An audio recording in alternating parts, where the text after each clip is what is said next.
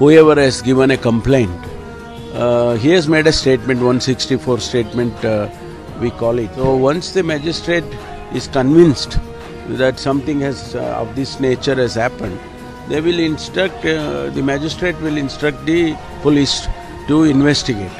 So we are waiting for that instructions from the magistrate. Once that is done, then the police will start investigating.